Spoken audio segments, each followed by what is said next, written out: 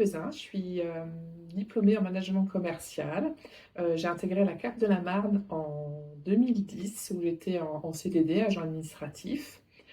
Je répondais aux allocataires via la plateforme téléphonique. J'ai intégré la formation VADEMECAF en juillet 2010.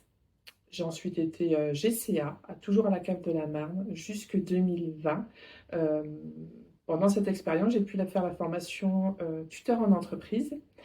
Et en 2020, j'ai intégré la CAF d'allocation de Côte d'Or, toujours en tant que GC. Et en janvier 2022, j'ai été nommée formatrice technique. Puis suite à une réorganisation du pôle appui métier, je suis depuis 3 ans conseillère appui métier.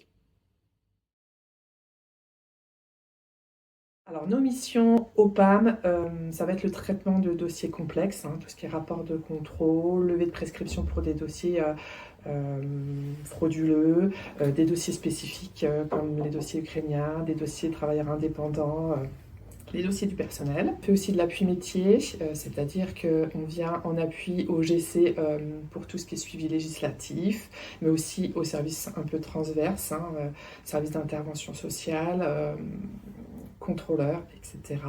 On fait aussi de la formation. Donc, 4 types de formation. La formation initiale pour nos futurs collègues. Là, on conçoit et on crée nos supports de formation et nos animations de formation.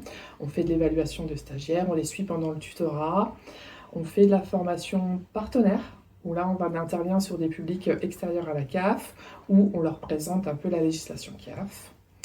On fait de la formation perfectionnement, hein, à destination de nos GC, quand il y a de la nouvelle législation, hein, par exemple l'adossement en DRM, ou alors quand ils ont besoin sur des sujets un peu complexes, hein, du droit au séjour, etc.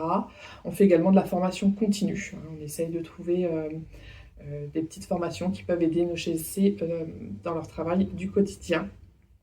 Et on fait aussi de la formation relance. La formation relance à la destination donc, des agents qui ont été absents un petit peu longtemps et donc on les reprend sur la période d'absence. Alors, rejoindre le PAM, pour moi, c'est mettre en avant son expertise et les transmettre à nos collègues et à nos futurs collègues. Il faut avoir des qualités pédagogiques. Moi, personnellement, intégrer le PAM, ça m'a permis de gagner confiance en moi, de me remettre en question aussi dans mon expérience professionnelle, d'apprendre et aussi d'être beaucoup plus autonome. Au PAM, aucune journée ne se ressemble. On vit des expériences professionnelles assez intenses, mais également intéressantes. C'est aussi rejoindre une équipe qui est assez solidaire. On travaille ensemble, hein, on a toutes nos missions, mais on travaille ensemble. Et c'est aussi travailler avec un peu tous les services de la CAF.